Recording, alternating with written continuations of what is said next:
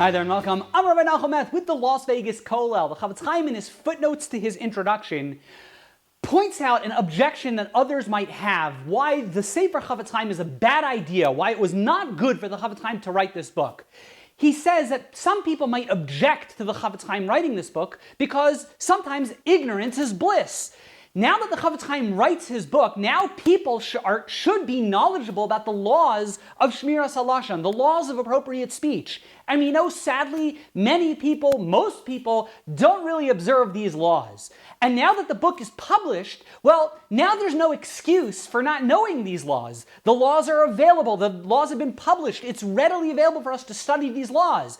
And indeed, the Talmud tells us in some situations, Mutav sheyeh shogegin v'al yehu mizedim. It's better for us to transgress as a shogeg, as unknowledgeable transgressors, as opposed to mezidim, as opposed to wanton, flagrant sinners. And now that the book is published, the Chafetz Chaim says, there are those who might argue, well, we've done a disservice to the Jewish people because now the laws are readily available. And now if we don't observe the laws, now we're mezidin, now we're like flagrant sinners. We have the opportunity to study the work, we have the opportunity to study the law, and we haven't. That makes our transgression of speaking inappropriately that much worse. Wouldn't it therefore have been better off for the Chafetz Chaim not to publish his book?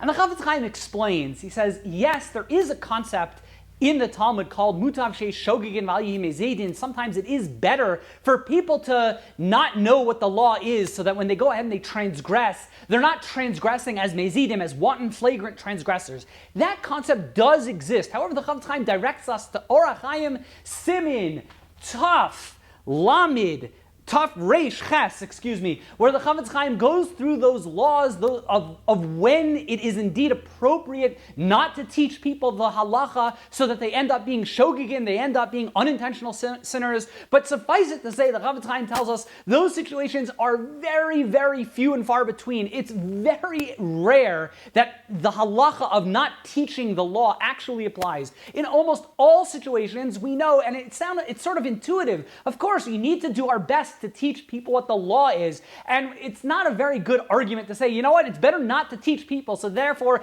ignorance is bliss.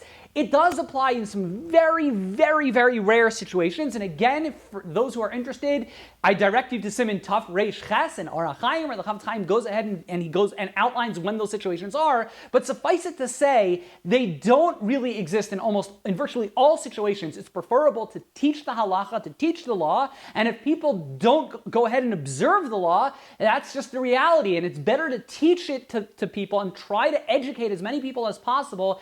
Ignorance is not bliss. Ignorance is ignorance, and we need to do our best to teach people the halacha, to teach people the law, so that we improve our bein adam l'chavero, our interpersonal relationships, and we speak only positive about one another.